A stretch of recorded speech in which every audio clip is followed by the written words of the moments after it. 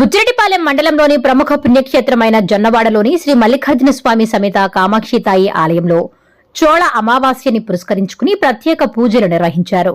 ఈ సందర్భంగా స్వామి అమ్మవార్ల నిత్య కళ్యాణం వైభవంగా జరిగింది.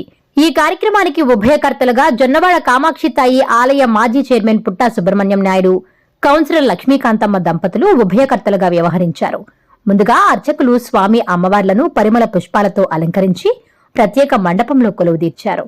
అనంతరం అర్చకులు ప్రత్యేక పూజలు నిర్వహించి స్వామి అమ్మవార్ల కళ్యాణాన్ని కనుల పండువగా నిర్వహించారు.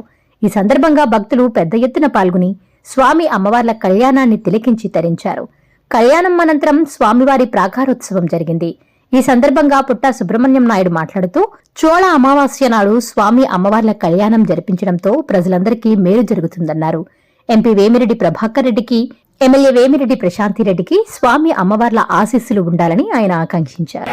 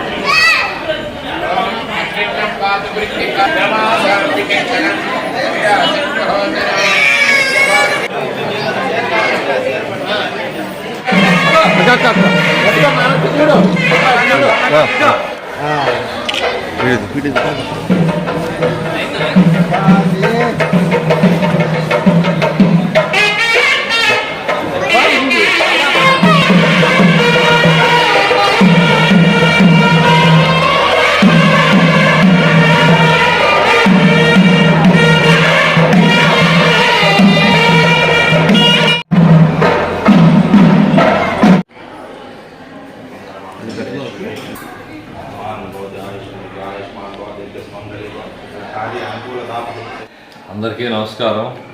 నెల్లూరు జిల్లా బుచ్చిరెడ్డిపాలెం మండలం జొన్నవాడ పుణ్యక్షేత్రం శ్రీ మల్లికార్జున స్వామి కామాక్షి అమ్మవారి దేవస్థానం నందు ఈరోజు చోళ అమావాస్య సందర్భముగా స్వామి అమ్మవారు నిత్య కళ్యాణం జరిపించడం జరిగింది.